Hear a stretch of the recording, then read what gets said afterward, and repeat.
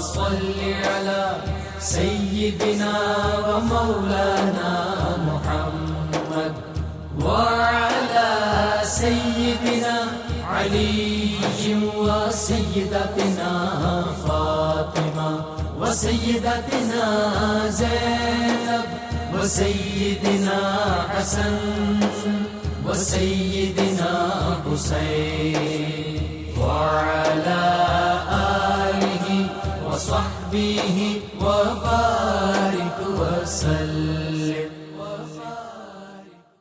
اللهم صل على سيدنا ومولانا محمد صاحب التاج والمعراج والبراق والعلم دافع البلاء والوباء والقحط والمرض والألم اسمه مكتوب مرفوع مشفوع منقوش في اللوح والقلم سيد العرب والعجم اسمه مقدس معطر مطهر منور في البيت والحرم شمس الضحى بدر الدجى صدر العلا نور الهدى كهف الورى مصباح الظلم جميل الشيم شفيع الأمم صاحب الجود والكرم والله عاصمه وجبريل خادمه والبراق مركبه والمعراج سفره وفوق سدرة المنتهى مقامه وقاب قوسين مطلوبه والمطلوب مقصوده والمقصود موجود سيد المرسلين خاتم النبيين شفيع المذنبين أنيس الغريبين رحمة للعالمين راحة العاشقين مراد المشتاقين شمس العارفين سراج السالكين مصباح المقربين محب الفقراء والغرباء واليتامى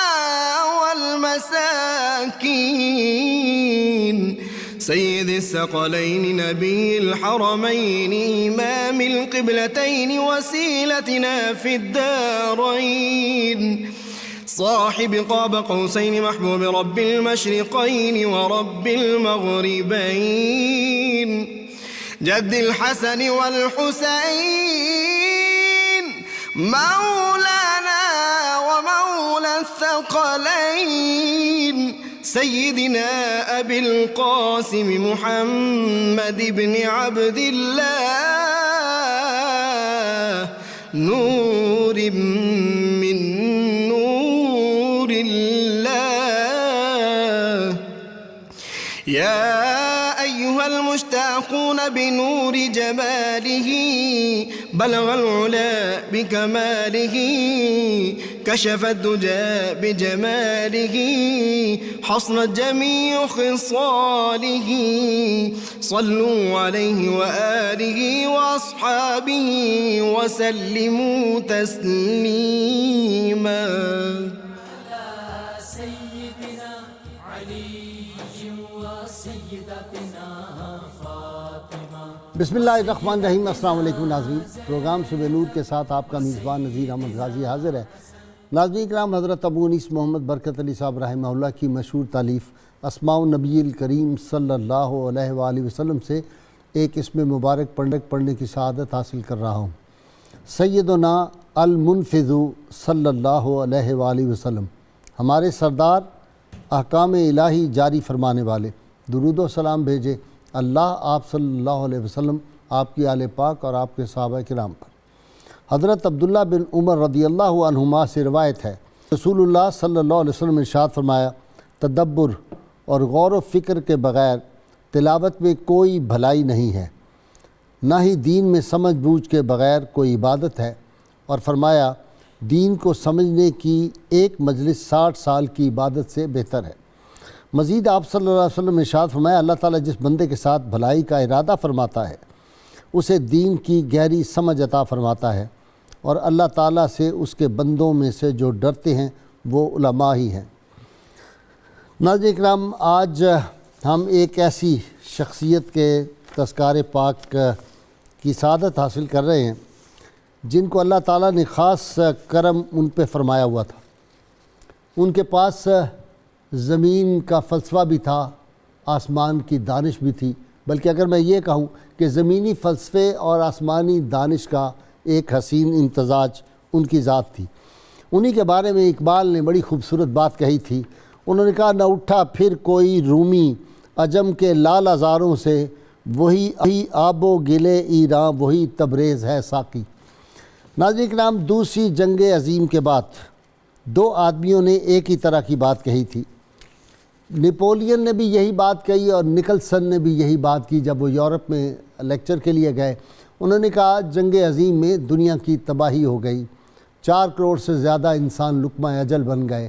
اگر آج انسانیت کو بچانا ہے، انسانیت کو محبت کا درس دینا ہے، تو ہمیں اپنی درسگاہوں، اپنی یونیورسٹیوں کے دروازے رومی اور سعدی پہ کھول دینے چاہیے۔ ناظرین کرام، آج اس شخصیت کا ہم ذکر کر رہے ہیں، مولانا جلال الدین رومی، جن کو مولانا روم کہا جاتا ہے۔ آج ان کا ہمارا آج کا موضوع ہے مولانا روم رحمۃ اللہ علیہ کا فلسفہ ذات۔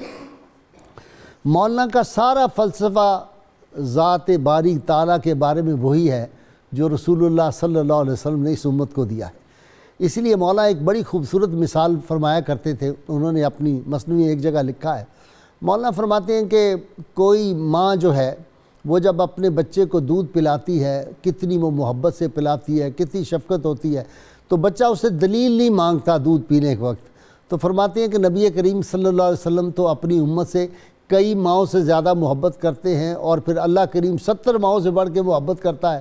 تو جب اللہ کی بات اور اللہ کے رسول کی ہو تو وہاں عقل کی دلیلیں تلاش نہ کرو، کیونکہ عقل کے پاؤں تو لکڑی کے ہوتے ہیں، اور ایمان اور عشق کے پاؤں جو ہیں وہ اختیار کرو۔ ان کا سارا فلسفہ یہ تھا کہ آدمی کو تعلق مع اللہ، تعلق باللہ اور تعلق فی اللہ تک پہنچنا چاہیے۔ انسان کو رب کی ذات میں آدمی گم ہو جائے۔ اس لیے بڑی دلچسپ باتیں فرماتے جب سے کعبہ بنا ہے اللہ کریم تو اس میں نہیں رہتے، اللہ تو مومن کے دل میں رہتے۔ اور ساری جو آپ کی تعلیم ہے وہ یہ ہے کہ بندے تو اپنا تعلق اللہ سے جوڑ، اور اس حدیث کا مصداق بن جا کہ جب اللہ تعالیٰ آدمی کے ہاتھ بن جاتا ہے، اللہ تعالیٰ اس کی زبان بن جاتا ہے، اس کی آنکھ بن جاتا ہے، اس کے قدم بن جاتا ہے۔ یہ طویل حدیث پاک ہے۔ تو مولانا کا ذات الہی کی وہ کہتے ہیں پہچان کرو، اور وہ جو ہے کہ جس نے اپنے ذات کو پہچان لیا، اپنی ذات کی معرفت حاصل کر لی، اس نے اللہ کی معرفت حاصل کر لی۔ تو یہ جو ذات سے اپنی ذات سے ذات الہیہ تک پہنچنے کا یہ جو سفر ہے، اس پہ مولانا نے بڑی خوبصورت باتیں کی، اور کہتے ہیں کہ دنیا جو ہے اس سے تم دور ہو جاؤ۔ مولانا کی بڑی خوبصورت انہوں نے جو فرمایا، انہوں نے ارشاد فرمایا کہ گربہ استدلال کار دین بدے، فخر رازی رازدار دی بدے، کہ اگر دین کا کام دلائل پر ہوتا تو رازی دین کا رازداں ہوتا۔ اور پائے استدلالیاں چوبیں بود، پائے چوبیں سخت بے تمکین بود۔ فلسفیوں کے پاؤں فرماتے ہیں کہ لکڑی کے ہوتے ہیں، لکڑی کے پاؤں ناپائیدار ہوتے ہیں، اس لیے کیا کرو، چند چند از حکمت یونانیاں، حکمت ایمانیاں راہم بخاں۔ حکمت یونانیوں پر کم توجہ کر، حکمت ایمانیاں کو پڑھ۔ اس لیے پھر سبق دیتے ہیں، از محبت تلخہا شیریں شود، وز محبت مسہا زریں شود، کہ محبت سے تانبا سونا بن جاتا ہے، اور محبت سے کڑواہٹ جو ہے وہ شیریں میں بدل جاتی ہے، شیریں ہو جاتی ہے۔ اس لیے فرماتے ہیں از محبت مردہ زندہ می شود، یہ جو محبت الہی ہوتی ہے یہ مردے کو زندہ کر دیتی ہے۔ دز محبت شاہ بندہ می شود، محبت کرنے سے تو بادشاہ بھی آدمی کے غلام ہو جاتے ہیں۔ تو ناظرین کرام فرماتے ہیں کہ دان داں کو نیک بخت و محرمست، زیر کی ز ابلیس و عشق از آدمست۔ جو نیک بخت وہ جانتا ہے کہ چلاکی ابلیس کی طرف سے ہے اور عشق آدم کا ورثہ ہے۔ تو ناظرین کرام مولانا جو ہیں ان کے وہ چاہتے ہیں کہ آدمی اپنا ذات الہی کی معرفت حاصل کرے، پہچان کرے۔ جب اس کو پہچان ہو جائے گی اس میں ملکوتی صفات پیدا ہو جائیں گی، اور اس کے رگو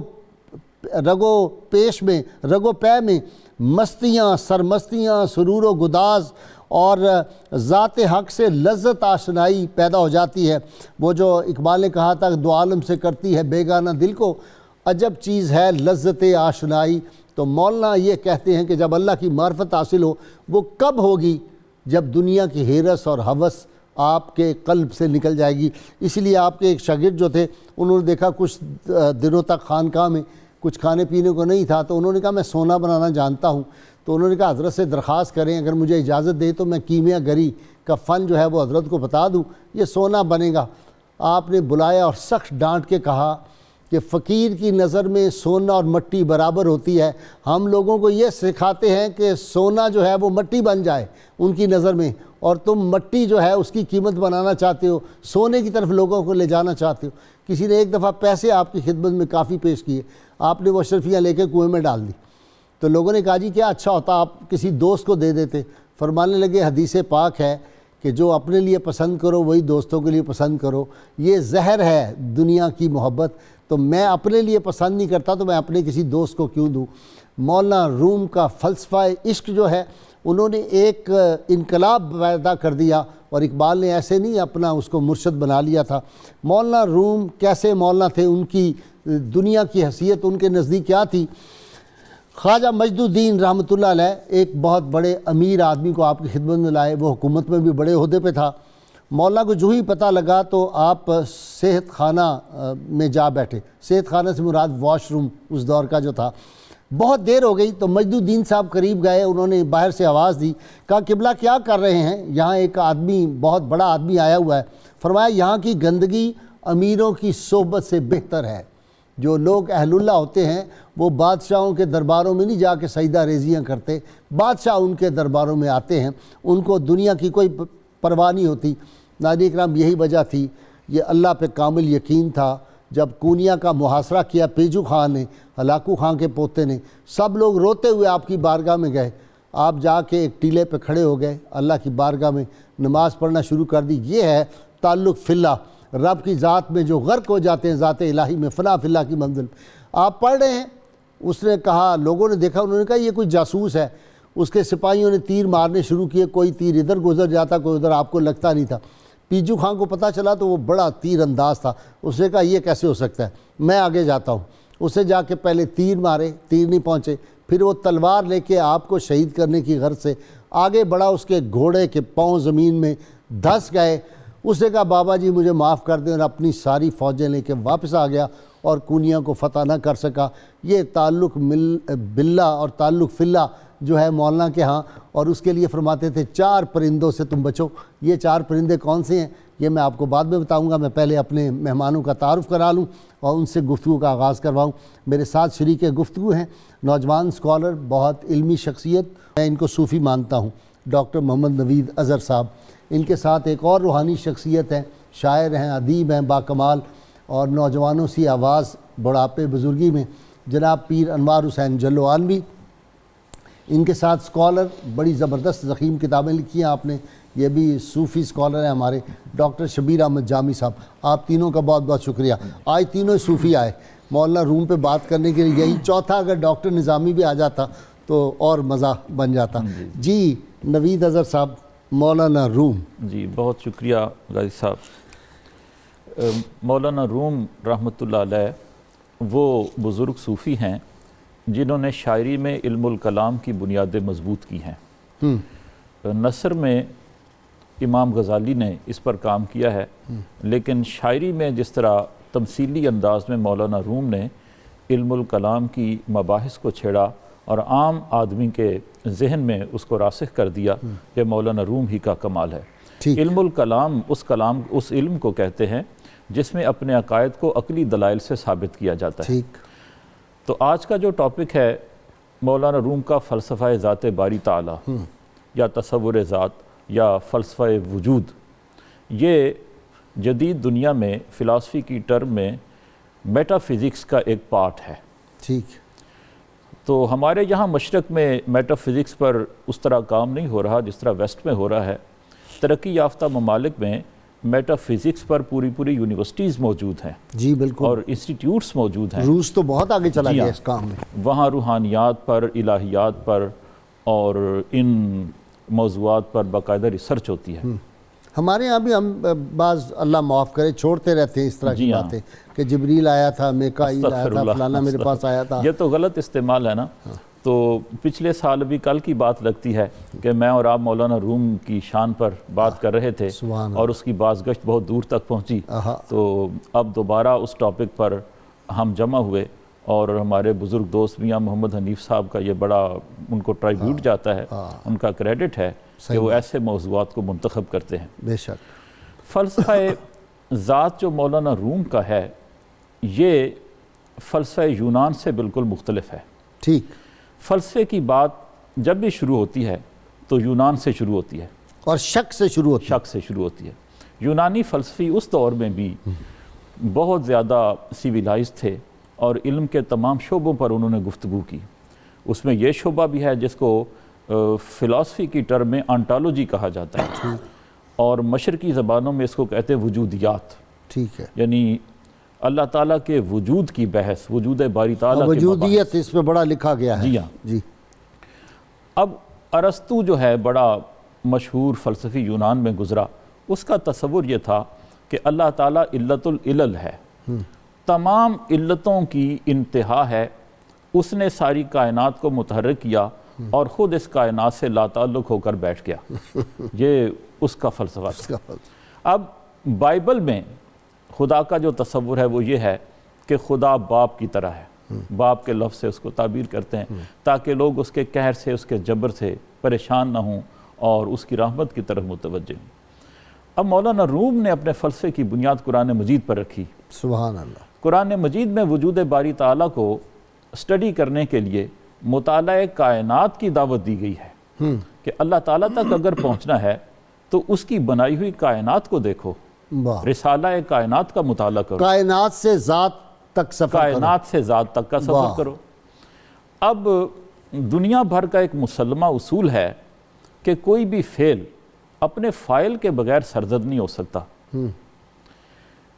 ایک پتھر اگر کسی مقام پر پڑا ہوا ہے تو وہ 100 سال تک پڑا رہے گا جب تک اس کو ہٹانے والا، ہلانے والا، حرکت میں لانے والا کوئی نہیں آئے گا، وہ اپنی جگہ سے حرکت نہیں کر سکتا۔ ٹھیک، تو اتنی بڑی کائنات کسی بنانے والے کے بغیر کیسے وجود میں آ گئی؟ ٹھیک، کائنات ایک مصنوع ہے، بنائی گئی ہے، سانے اس اس کا کے ہے لیے کوئی۔ سانے کی ضرورت ہے۔ تو فعل اگر فاعل کے بغیر وجود میں نہیں آتا تو یہ مصنوع سانے کے بغیر کیسے صنعت میں آ گئی؟ بالکل ٹھیک۔ قرآن مجید میں اس کے 2 طریقے بنیادی بیان کیے۔ ایک تو یہ اللہ تعالیٰ فرماتے ہیں فی اللہ شک فاطر السماوات والارض، کیا تم اس اللہ کی ہستی میں شک کرتے ہو جو آسمانوں اور زمینوں کو بنانے والا ہے؟ اتنی بڑی بڑی تخلیقات ہیں اس کی کہ آسمانوں کو اس نے بغیر ستونوں کے قائم کر دیا اور زمین کو خلا میں لٹکا دیا اور انسانی حیات کے لیے اس کو سازگار بنا دیا، اور پھر بھی تم اس میں شک کرتے۔ اب مولانا روم اسی کو بنیاد بناتے ہیں اور کہتے ہیں دیکھو اللہ نے کائنات کو بنایا لیکن وہ نظر نہیں آتا، اسی طرح نظر نہیں آتا کہ جس طرح تمہارے جسم میں جان موجود ہے جو تمہارے بدن کو، جسم کو حرکت میں لاتی ہے لیکن نظر نہیں آتی۔ واہ واہ واہ۔ اپنے وجود پر ہی صرف اگر تم غور کرو گے تو تم اللہ تعالیٰ کے وجود کے قائل ہو جاؤ گے کہ تمہارا بدن اگر متحرک ہے تو اس میں ایک روح سرایت کر رہی ہے، اس کو حرکت میں لا رہی ہے، اس کی وجہ سے جسم حرکت میں ہے، لیکن وہ نظر نہیں آتی۔ اسی طرح یہ کائنات متحرک ہے لیکن اس کا بنانے والا نظر نہیں آتا، اس کی حیثیت اس کائنات میں وہی ہے جو تمہارے بدن میں روح کی ہے۔ اللہم صلی علی سیدنا و مولانا محمد علي وسيدتنا فاطمة وسيدتنا زينب وسيدنا حسن وسيدنا حسين وعلى آله وصحبه وبارك وسلم. اللهم صل على سيدنا ومولانا محمد وعلى سيدنا علي وسيدتنا فاطمة وسيدتنا زينب وسيدنا حسن وسيدنا حسين وعلى آله وصحبه وبارك وسلم. تصور ذات باری تعالیٰ اور مولانا روم اللہ تک پہنچاتے ہیں. وہ کہتے ہیں کہ بندہ جو ہے نا وہ رب تک پہنچ جائے تو بس باقی معاملات سیدھے ہو جاتے ہیں. پیر کامل صورت ذل بسم اللہ الرحمن الرحیم. حضرت جان تصوف عاشق جمال ذات و عاشق حسن شیخ حضرت مولانا جلال الدین رومی مست بادہ قیومی. مست بادہ قیومی. واہ واہ واہ واہ. بار بار کے پیے جی. ساقی بھی ہیں. صرف اصل میں ساقی پہلے مست ہوتا ہے پھر میخاروں کو پلاتا ہے. یہ بھی ہوتا ہے. بعض ایسے ساقی ہوتے ہیں جو میخاروں کو پلاتے ہیں لیکن بعد میں جو بچتی ہے خواہ تل چھٹ ہو ان کی وہ پی لیتے ہیں. ٹھیک. لیکن جن کو عشق کی میں کی تل چھٹ ہی مل گئی ہے وہ بس مست ہیں اور ہلست ہیں. مولانا روم صاحب تو خم کے خم پی جائے مرد میدان محبت ہے کہ فرزانہ رہے. خم کے خم پی جائے لیکن شان شاہانہ رہے. واہ. یہ حضرت پیر جلوانوی کا کلام ہے. ٹھیک. وہ بظاہر شرع اور باطن میں حضرت عشق ہو. مرد وہ ہے جو بہر دو حال یکسانہ رہے. واہ. شریعت بھی ہو اور حقیقت بھی ہو. مولانا روم صاحب مفتی بھی تھے, مصنف اور مؤلف بھی تھے اور دارالعلوم کے متولی بھی تھے. لیکن جب ایک مرد میدان محبت کی نظر پڑی جو کہ وہ شمس الدین تبریزی تھے تو فرماتے ہیں میں یا رب کہتا رہا لیکن لبیک نہ سن پایا. لیکن جب سمجھ تبریز نے کہا تو میرے کانوں میں لبیک ذات گونجنے لگی. واہ. اللہ اللہ گفتنت لبیک ماست ای ہما سوزو گدازد پہ کے ماست. خود رومی صاحب فرماتے ہیں یہ ہمارا اللہ اللہ کہنا ہی یہ اس کی لبیک ہے. واہ. اور یہ جو ہمارے دل میں ذوق و شوق و عشق و محبت کی آتش جلتی ہے یہی اس کی کرم نوازی ہے اور اس کی الطاف و اکرام ہے. کیونکہ عشق آتش بود چو برفروخت ہر کے غیر حق بود جملہ سوخت. فرماتے ہیں کہ عشق ایک ایسی آتش ہے جب بھڑک اٹھتی ہے تو غیر حق کو جلا کے رکھ دیتی ہے. جب عشق کی آتش دل میں بھڑکتی ہے تو پھر فرماتے ہیں من میں بینم در میں جانے کوئے تو اے میرے محبوب میں تیری گلی میں اور کچھ نہیں دیکھتا در درو دیوار اللہ روئے تو میں تو درو دیوار میں بھی تیرے حسن کا نور اور جلوہ دیکھتا ہوں. اور وہ اس طرح ہے کہ جب اپنی حقیقت مطلقہ کا پتہ چلتا ہے من عرف نفسہ فقد عرف ربہ تو حقیقت تو ہر شے کی حقیقت الاشیاء ثابتتن.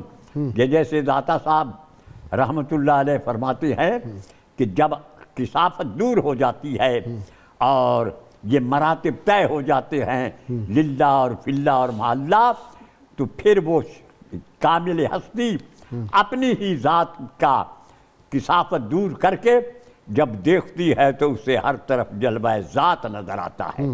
बल्कि शेख कामिल के मुतल्लिक तो आपने ये वजाहत फरमा दी है, आपने ये इरशाद फरमाया कि अगर तू संगे मरमर है या ऐसा तू पत्थर है, अगर तू चाहता है कि मैं गौहर बन जाऊं तो चू तो संगे मरमरी, हाँ जी, चू बसाहिब दिल सभी गौहर सभी। अगर तू साहिब दिल के पास जाएगा तो पत्थर भी मोती बन जाएगा, पत्थर भी गौहर बन जाएगा। और जब हकीकत गौहर बन जाती है तो फिर उसकी कीमत बढ़ती है।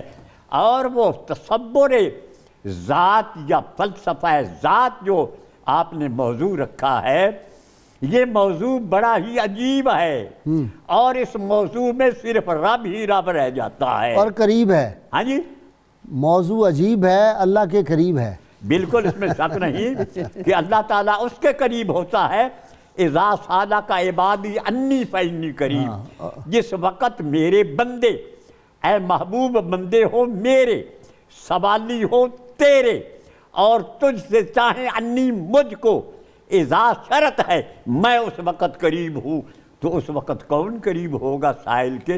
मोहम्मद अरबी, यानी मोहम्मद अरबी का कुर्ब ही खुदा ताला का कुर्ब है। जी, इसीलिए अच्छा जी, मौलाना फरमाते हैं कि अल्लाह के करीब होना है तो अहलुल्लाह के करीब हो जाओ। और वो जो है ना कि फरमाते हैं कि कमाल की बात है, आदमी दीदस्त बाकी पोस्तस्त, दीदा बाशद के दीदे दोस्तस्त। आदमी सिर्फ आँख का नाम है, बाकी तो सब पोस्त है। और आँख ही वो है जो, वो आँख नहीं जो दोस्त को देख ना सके, और वो आँख ले जो दोस्त को देख सके। फिर फरमाते हैं जुमला तन रा दर गुदाज अंदर बसर, दर नज़र रू दर नज़र रू दर नज़र। अपने सारे तन को पिघला दे और अपने सारे तन को आँख में पिघला दे। नज़र को देख, नज़र को देख, नज़र को देख। वो कौन सी नज़र है जो अल्लाह को दिखा देती? गाजी साहब, मौलाना रूम का जो तसव्वुर ज़ात का नज़रिया है, तो मौलाना रूम साहब के बारे में एक हमेशा हमारे सूफिया ने कायदा बयान किया है कि तसव्वुफ़ की इब्तिदा व इंतहा अच्छा की बहसों को जिन सूफिया ने मुतय्यन किया है उनमें एक नुमाया नाम मौलाना रूम रहमतुल्लाह अलैह का भी है। सुभान अल्लाह।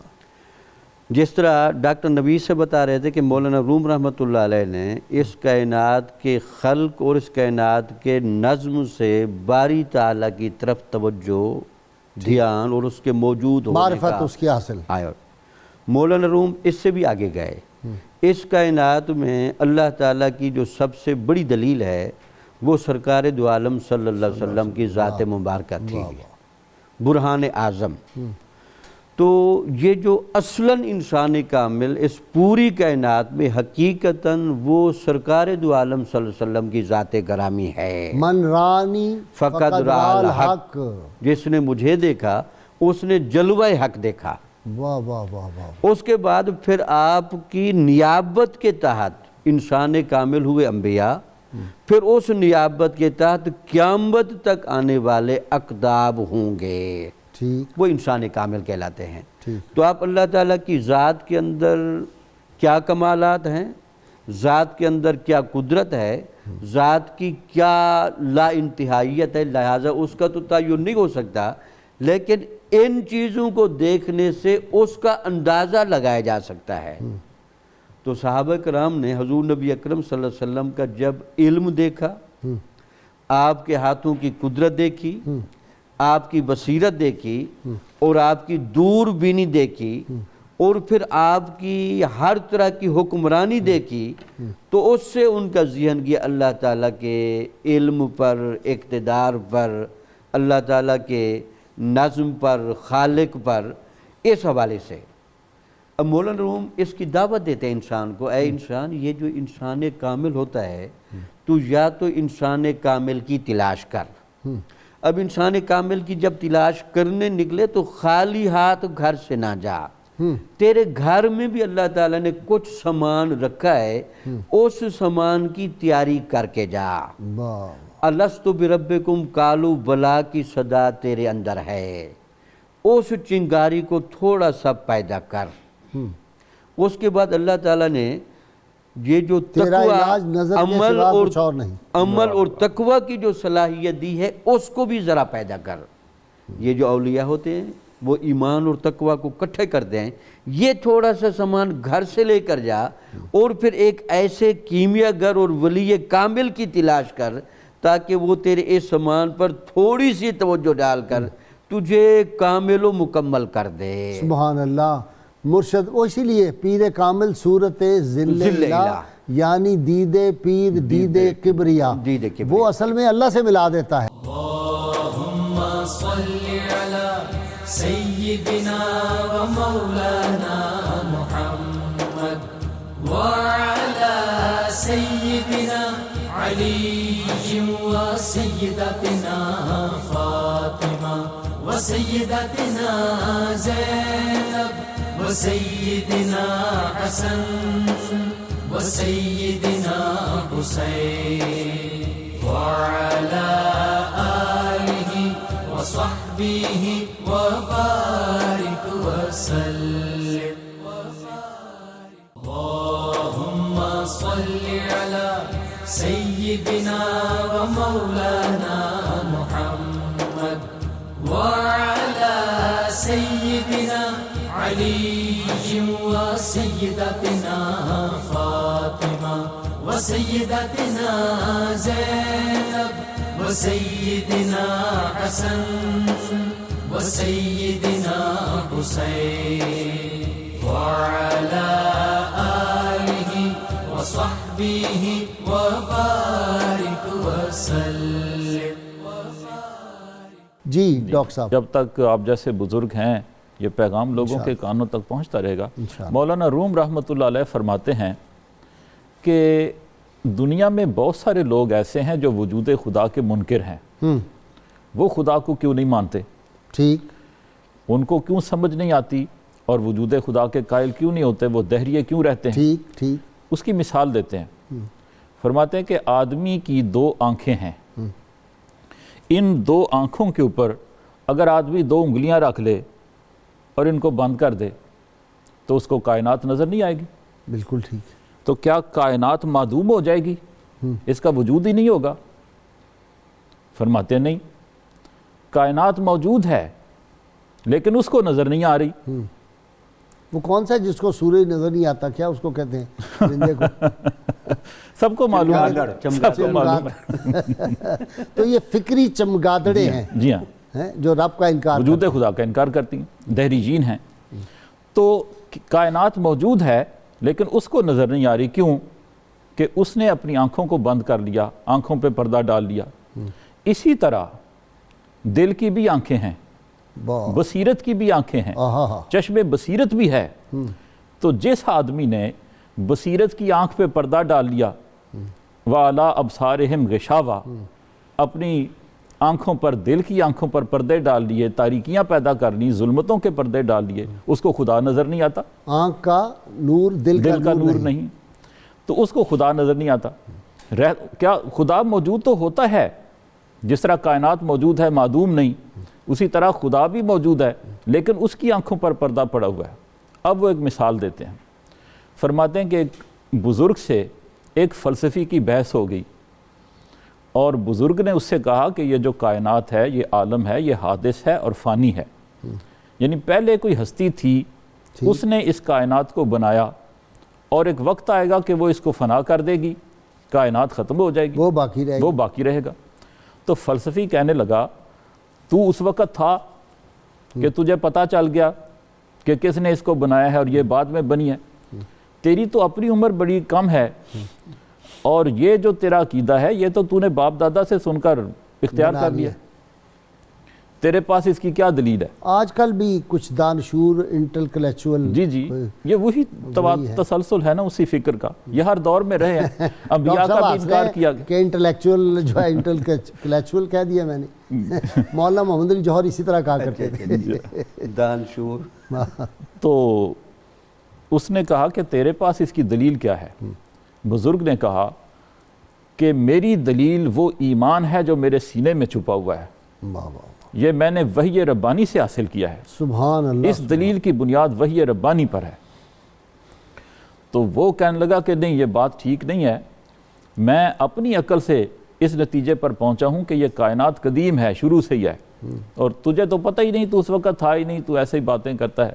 جس طرح فانی کا شعر ہے کہ سنی حکایت ہستی تو درمیان سے سنی، نہ ابتدا کی خبر ہے نہ انتہا معلوم۔ تو اس نے کہا کہ میرے پاس اپنی دلیل ہے، تیرے پاس اپنی دلیل ہے، تو یوں کرو کہ آگ میں چھلانگ لگاتے ہیں، تو جس کی دلیل سچی ہوئی وہ بچ جائے گا، دوسرا جل جائے گا۔ اس نے کہا ٹھیک ہے، میری دلیل سچی ہے، اس نے کہا میری دلیل سچی ہے، تو اس نے آگ میں چھلانگ لگا دی، اس نے بھی لگا دی۔ تو جو صاحب ایمان تھا، بزرگ تھا، وہ زندہ رہا اور فلسفی جل گیا۔ وہ اصل میں بتانا یہ چاہتے ہیں کہ یہ جو فلسفہ ہے نا انکار خدا والا، یہ انسان کو دوزخ کی آگ میں لے جاتا ہے، واہ واہ، یہ انسان کو تباہ و برباد کر دے، خاکستر کر دیتا ہے۔ اور فرماتے ہیں اسلام کا خدا کون سا ہے، اس کا بندے کے ساتھ کیا تعلق ہے؟ فرماتے ہیں عشق تمام مصطفیٰ، عقل تمام بھولا۔ تو موسیٰ علیہ السلام جا رہے ہیں جنگل میں، دیکھا کہ ایک چرواہا بکریاں چرا رہا ہے، بکریاں اس کی چر رہی ہیں، اور وہ بیٹھا ہوا ہے ٹیک لگا کے کسی درخت کے ساتھ، اور کہتا ہے یا اللہ میں تجھ سے بڑی محبت کرتا ہوں، کبھی تو میرے پاس آتا، میں تیرے ہاتھ پاؤں دھوتا، تجھے کنگھی کرتا، تیرے بال صاف کرتا، لیکن تو مجھ سے ملتا ہی نہیں، میرا خدا ہے لیکن مجھ سے کبھی ملاقات ہی نہیں کرتا۔ تو موسیٰ علیہ السلام نے اس کو جھڑک دیا، فرمایا کیا کلمہ کفر بکتا ہے، تجھے پتہ نہیں اللہ تعالیٰ کی شان وراء الورا ہے؟ تو جب کوہ طور پر گئے، کلیم اللہ تھے، اللہ سے ہم کلام ہوتے تھے، تو اللہ تعالیٰ ناراض ہوئے اور منع کیا۔ تو ثابت یہ کرنا چاہتے ہیں مولانا روم رحمۃ اللہ علیہ کہ چاہے کوئی ان پڑھ ہے اور چاہے کوئی عالم اور حکیم ہے، اللہ تعالیٰ کی ذات اتنی منزہ ہے کہ ہر کسی کی دلیل اس کی ذات کی نسبت ایسے ہی ہے جیسے چرواہے کی دلیل ہے۔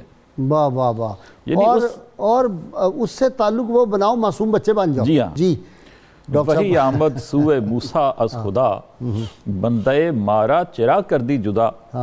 اللہ تعالیٰ نے وحی کی کہ موسیٰ تو نے میرے بندے کو مجھ سے جدا کر دیا، کیوں کر دیا؟ تو برائے وصل کردن آمدی، نئے برائے فصل کردن آمدی، تو بندوں کو اللہ سے ملانے کے لیے آیا ہے، اللہ سے کاٹنے کے لیے تو نہیں آیا۔ اچھا بابا جی، انہوں نے سوال پوچھا ہے معرفت کیا ہوتی ہے؟ معرفت، ہاں کہہ رہے ہیں معرفت کی مجھے سمجھ نہیں، معرفت کیا ہے؟ الشریعت کالسفینۃ والطریقۃ کالبحر والحقیقۃ کالصدف والمعرفۃ کالدر۔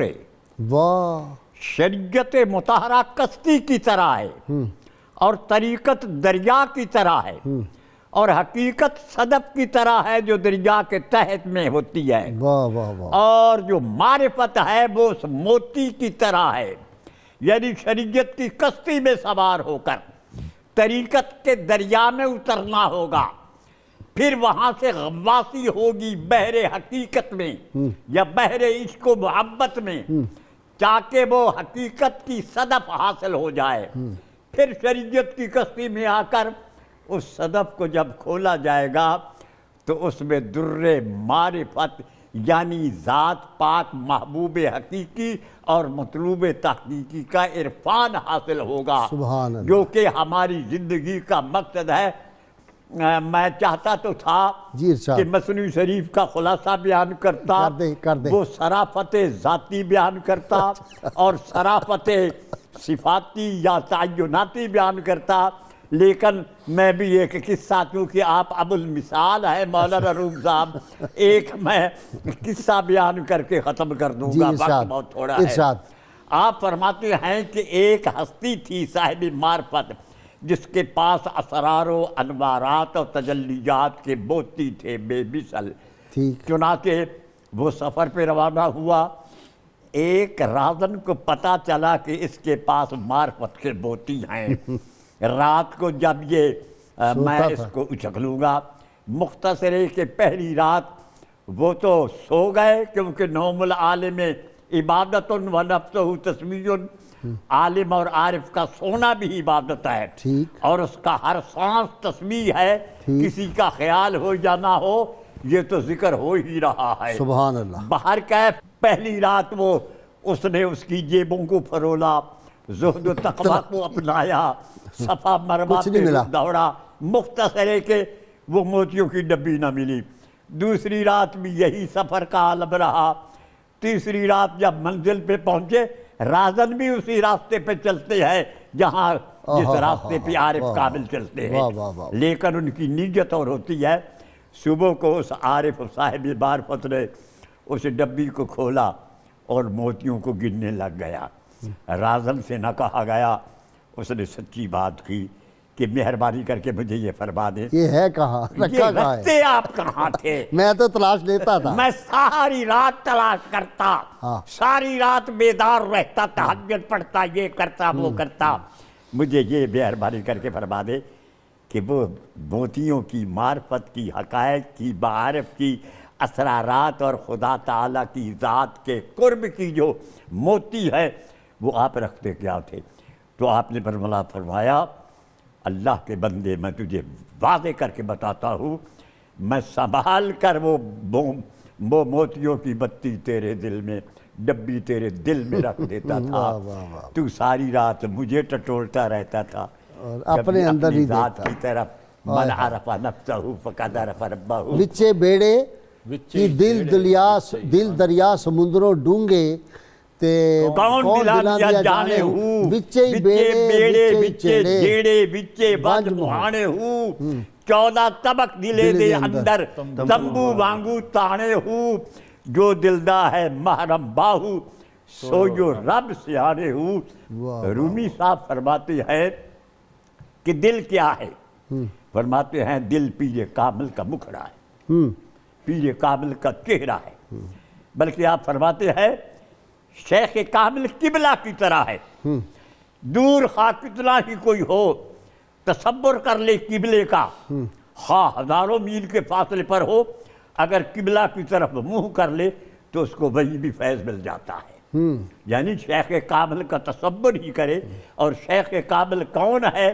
بلکہ حضور اکرم صلی اللہ علیہ وسلم کے متعلق فرماتے ہیں ما رمیتا اذ رمیتا احمد بدست دیدنے او دیدنے خالق شدست۔ اللہ نے فرمایا ما رمیتا، یہ مستحق آپ نے نہیں پھینکی، پہلے نفی ہے۔ اذ رمیتا جو مستحق آپ نے پھینکی، ولیکن اللہ رما، یہ تو اللہ نے پھینکی ہے۔ بلکہ صحابہ کرام کو خدا تعالیٰ نے ارشاد فرمایا، جو اصحاب بدر تھے کامیاب ہو کر آئے، اللہ نے فرمایا لا تقتلوہم ولیکن اللہ قتلہم، تم نے ان کا آپ لوگوں کو قتل نہیں کیا لیکن ان کو اللہ نے قتل کیا ہے۔ اللہم صلی علی سیدنا و مولانا محمد وعلی سیدنا علی و سیدتنا فاطمہ و سیدتنا زینب و سیدنا حسن و سیدنا حسین وعلی آلہ و صحبہ و بارک وسلم۔ اللہم صلی علی سیدنا و مولانا محمد وعلی سیدنا علی و سیدتنا فاطمہ و سیدتنا زینب و سیدنا حسن و سیدنا حسین وعلی آلہ و صحبہ و بارک وسلم۔ میں ذرا ڈاکٹر صاحب کی طرف آؤں جی۔